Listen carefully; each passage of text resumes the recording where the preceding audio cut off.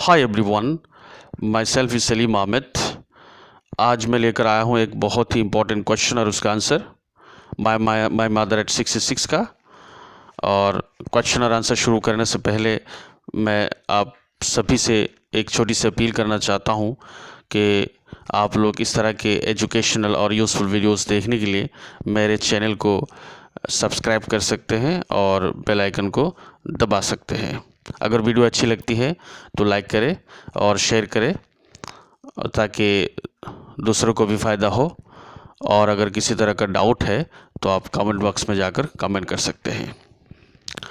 अब मैं वीडियो शुरू करता हूं और सबसे पहले मैं क्वेश्चन और आंसर का रीडिंग करता हूं और उसके बाद मैं हिंदी और उर्दू में ट्रांसलेट करूंगा और आखिर में मैं असामीज लैंग्वेज में ट्रांसलेट करूंगा। तो अब शुरू करते हैं। क्वेश्चन है, why has the poet brought in the image of the Mary children spilling out of their homes? Answer: the poetess has brought in the image of the Mary children spilling out of their homes in the poem for poetic effect. It makes a contrast to the condition of the poetess' old mother. She is sad, pale, and ash-like because of old age. On the other hand, the children are full of life and spirit because they are young. तो ये है question और answer. अब मैं मुश्किल जो words है, difficult words है, उसका अर्थ बतलाऊंगा और अनुवाद करूंगा। क्वेश्चन है, why has the poet brought in the image of the Mary children spilling out of their homes. इस क्वेश्चन के अंदर एक वर्ड आया है ब्रॉट इन। तो ब्रॉट इन ये आपके जो है थर्ड फॉर्म है, पास्ट पार्टिसिपल फॉर्म है ब्रिंग का। Bring mean verb present form का ये थर्ड फॉर्म या पास्ट पार्टिसिपल फॉर्म है। इसका अर्थ है लाना। इसका अर्थ है लाना। और उसके बाद एक वर्ड आया है इमेज। इमेज का अर्थ हम सभी को मालूम है, तस्वीर, छवि। उसके बाद वर्ड आया है मैरी, MERRY, मैरी। मैरी का मतलब होता है चंचल। उसके बाद एक वर्ड आया है स्पिलिंग आउट। स्पिल आउट का मतलब होता है फैलना, फैलाना, फैल जाना। तो इस क्वेश्चन का अनुवाद होगा, why has the poet brought in. कवि क्यों लाए हैं, शायर क्यों लाए हैं, किसको लाए हैं? The image of the Mary children, चंचल बच्चों की तस्वीर को। The image of the Mary children, चंचल बच्चों की इमेज को, तस्वीर को कवि क्यों लाए हैं? कैसे बच्चे? Spilling out of their Holmes, जो बच्चे अपने अपने घरों से बाहर फैले हुए हैं। तो अपने अपने घरों से बाहर फैले हुए चंचल बच्चों की इमेज या तस्वीर को कवि क्यों लाए हैं, या कविता के अंदर कवि क्यों लाए हैं। ये हो गया आपका क्वेश्चन, उसका अनुवाद। अब मैं आंसर पढ़ता हूँ और उसका अनुवाद करता हूँ। आंसर है, the poetess has brought in the image of the Mary children spilling out of their homes. The poetess has brought in, कवि लाए हैं, the image of the Mary children spilling out of their homes, अपने घरों से बाहर फैले हुए चंचल बच्चों की तस्वीर या इमेज को कवि लाए हैं। In the poem for poetic effect, कविता के अंदर लाए हैं। इन द पोएम, कविता के अंदर, कविता माय मदर एट 66 के अंदर लाए हैं। क्यों लाए हैं? For poetic effect. Poetic effect का मतलब क्या होता है? पोएटिक का मतलब होता है काव्य, काव्यिक, काव्य, काव्यिक, या हिंदी उर्दू में कहते हैं शायरी। और उसके बाद है इफेक्ट। इफेक्ट का मतलब होता है हिंदी में प्रभाव और उर्दू में असर, असर। तो इसका अर्थ होगा, पोएटिक इफेक्ट का अर्थ होगा हिंदी में काव्यिक प्रभाव, काव्य प्रभाव। और उर्दू में होगा इसका अर्थ आपके तासीर शायरी या शायरी का असर, तासीर शायरी या शायरी का असर। अब मैं इस सेंटेंस का अनुवाद करता हूँ। The poetess has brought in the image of the Mary children spilling out of their homes in the poem for poetic effect. कवि इस कविता के अंदर काव्य प्रभाव की वजह से, फॉर पोएटिक इफेक्ट, काव्य प्रभाव की वजह से या शायरी के असर की वजह से अपने अपने घरों से बाहर फैले हुए चंचल बच्चों की तस्वीर को लाए हैं। The poetess has brought in, कवि लाए हैं द इमेज ऑफ द मेरी चिल्ड्रन, चंचल बच्चों की तस्वीर को, इमेज को लाए हैं, spilling out of their Holmes, जो बच्चे अपने घरों से बाहर फैले हुए हैं। इन द पोएम, कविता के अंदर, फॉर पोएटिक इफेक्ट, काव्य प्रभाव की वजह से, काव्यिक प्रभाव की वजह से, या तासीर शायरी की वजह से, या शायरी के असर की वजह से। यहाँ तो हो गया। अब नेक्स्ट सेंटेंस देखते हैं। It makes a contrast to the condition of the poet's old mother. यह वर्ड आया है makes a contrast. Make a contrast का मतलब होता है आपके विपरीत अर्थ बतलाना, विपरीत चीज़ को बतलाना, विपरीत हालत को बतलाना।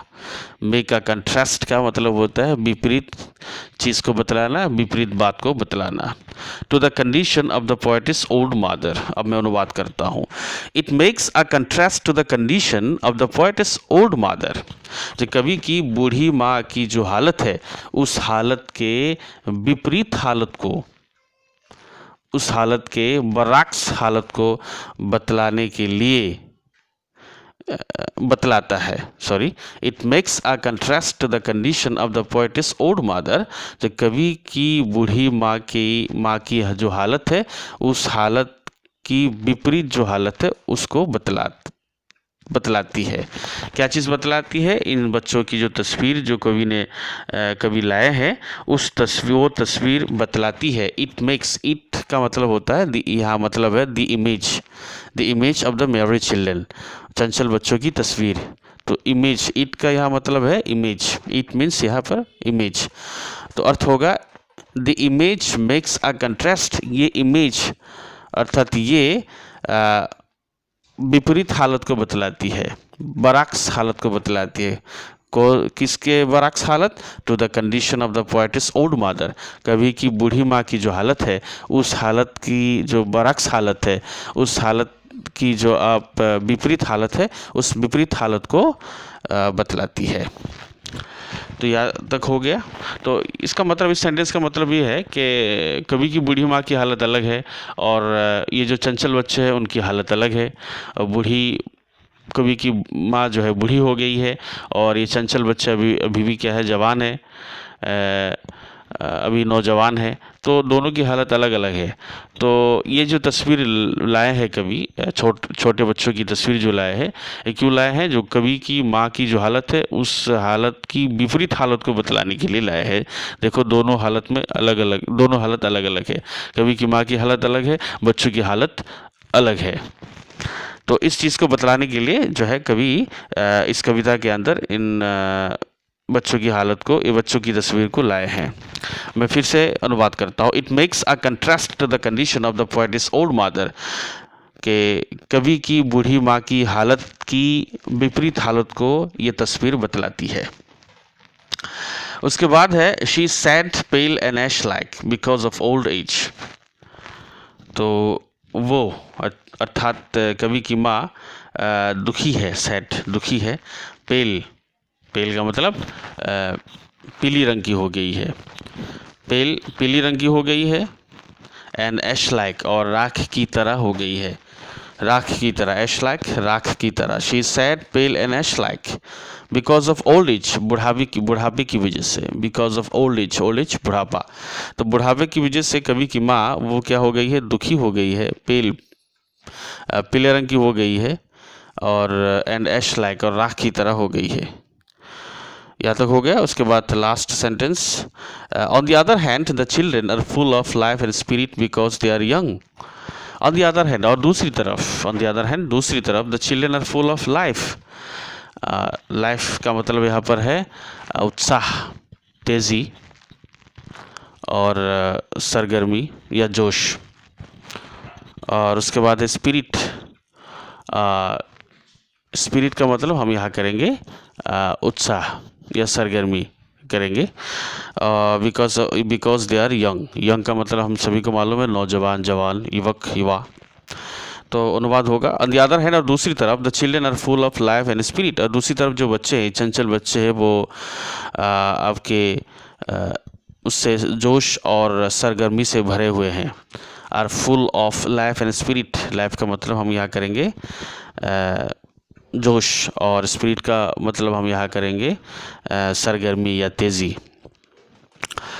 और दूसरी तरफ ये चंचल बच्चे जो है वो जोश और तेज़ी और सरगर्मी से भरे हुए हैं, बिकॉज दे आर यंग, क्योंकि वो बच्चे क्या है, जवान हैं, वे जवान हैं, वे नौजवान हैं, युवा है। तो हिंदी में ये अनुवाद हो गया। अब मैं असामीज में इसका अनुवाद करता हूँ। Why has the poet brought in the image of the merry children spilling out of their homes? কবিয়ে এই আনন্দত উৎফুল্লিত হোৱা সৰু সুৰা ল'ৰা ছোৱালীৰ ইমেজক কিয় বৰ্ণনা কৰিছে, ইমেজক কিয় আনিছে, spilling out of their homes, যিবিলাক পোৱালি নিজৰ নিজৰ ঘৰৰ বাহিৰত দৌৰি আহি আছিল। Spilling out of their homes, নিজৰ নিজৰ ঘৰৰ বাহিৰত দৌৰি ওলাই অহা এই আনন্দত উৎফুল্লিত হোৱা সৰু সৰু ল'ৰা ছোৱালীৰ ইমেজক বা চিত্ৰক কবিয়ে কিয় বৰ্ণনা কৰিছে বা কিয় আনিছে কবিতাত, এইটো আছিল আমাৰ কুৱেশ্যন।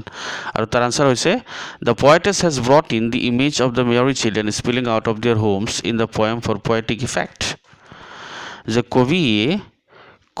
কবিয়ে নিজৰ নিজৰ ঘৰৰ বাহিৰত দৌৰি ওলাই অহা আনন্দত উৎফুল্লিত হোৱা সৰু সৰু ল'ৰা ছোৱালীৰ ইমেজক বৰ্ণনা কৰিছে বা ইমেজক আনিছে কবিতাত, ইন দ্য পয়েম কবিতাত আনিছে, কিয় আনিছে, ফৰ পয়েটিক ইফেক্ট, কাব্যিক প্ৰভাৱৰ বাবে আনিছে। ফৰ পয়েটিক ইফেক্ট মানে কাব্যিক প্ৰভাৱৰ বাবে আনিছে। ইয়ালৈ হৈ গ'ল। এতিয়া next sentence, it makes a contrast to the condition of the poetess old mother. আৰু এই ইমেজে কি কৰিছে, এই ইমেজে কবিৰ বুঢ়ী মাকৰ যিটো কণ্ডিশ্যন, বুঢ়ী মাকৰ যিটো অৱস্থা, সেই অৱস্থাৰ বিপৰীত অৱস্থাক বুজাইছে। It makes a contrast, make a কণ্ট্ৰাষ্টৰ অৰ্থ হৈছে বিপৰীত বস্তুক বুজোৱা, মেক আ কণ্ট্ৰাষ্ট মিনছ হৈছে বিপৰীত বস্তুক বুজোৱা। এইটো অৰ্থ হ'ব it makes a contrast to the condition of the poetess old mother. আৰু এই ইমেজে, এই আনন্দত উৎফুল্লিত সৰু সৰু ল'ৰা ছোৱালী যিটো ইমেজ কবি আনিছে, সেইটো ইমেজে, ইট মিনছ ইয়াত ইমেজ, তো সেইটো ইমেজে কি কৰিছে, কবিৰ বুঢ়ী মাকৰ যিটো কণ্ডিশ্যন, যিটো অৱস্থা, সেই অৱস্থাৰ বিপৰীত অৱস্থাক বুজাইছে। মানে কবিৰ মাকৰ অৱস্থাটো বেলেগ আৰু এই সৰু সৰু ল'ৰা ছোৱালীৰ অৱস্থাটো বেলেগ। তো বেলেগ বেলেগ অৱস্থাক বুজাবলৈ, কণ্ডিশ্যনক বুজাবলৈ কবিয়ে এই সৰু সৰু ল'ৰা ছোৱালীৰ ইমেজটোক আনিছে। নেক্সট চেণ্টেন্স আছে, she said pale and ash like because of old age. কবিৰ মা বৃদ্ধাৱস্থাৰ বাবে কি হৈ গৈছিলে, ছেড, দুখী হৈছিলে। শ্বি ছেড, তাই দুখী, পেল, হালধীয়া ৰঙৰ হৈ গৈছে তাই, এণ্ড এছ লাইক, আৰু কাৰ নিচিনা, চাহ বৰণীয়া হৈ গৈছিলে, চাহ নিচিনা হৈ গৈছে, বিকজ অফ অল্ড এজ, বৃদ্ধাৱস্থাৰ বাবে। বিকজ অল্ড এজ মানে বৃদ্ধাৱস্থা, বুঢ়া অৱস্থা। তো বুঢ়া অৱস্থাৰ কাৰণে কবিৰ মা কি হৈ গৈছে, দুখী হৈছে, পেল, হালধীয়া ৰঙৰ হৈ গৈছে, এণ্ড এছ লাইক, আৰু চাহ বৰণীয়া হৈ গৈছে, চাৰ নিচিনা হৈ গৈছে। অন দি আদাৰ হেণ্ড, আনফালে the children are full of life and spirit because they are young. আনফালে এই সৰু সুৰা ল'ৰা ছোৱালীবিলাক আৰ ফুল অফ লাইফেৰে পৰিপূৰ্ণ, লাইফ আৰু স্পিৰিটেৰে পৰিপূৰ্ণ। লাইফৰ অৰ্থ আমি ইয়াত কৰিম উৎসাহ, আৰু স্পিৰিটৰ অৰ্থ কৰিম আমি ইয়াত কৰ্মশক্তি। তো উৎসাহ আৰু কৰ্মশক্তিৰে পৰিপূৰ্ণ। অন দি আদাৰ হেণ্ড, অন্যফালে এই সৰু সুৰা ল'ৰা ছোৱালীবিলাক লাইফ মানে উৎসাহ আৰু কৰ্মশক্তিৰে পৰিপূৰ্ণ। বিকজ দে আৰ য়ং, কিয়নো সিহঁত এতিয়া যুৱক, সিহঁত এতিয়া যুৱক। অনুবাদ হৈ গ'ল। আমি কুৱেশ্যনৰ অনুবাদ কৰিলোঁ, তাৰপিছত আমি তাৰ আনচাৰৰ অনুবাদ কৰিলোঁ। তোমালোকে নিশ্চয় বুজি পাইছা। Thank you so much for watching this video. Have a nice time.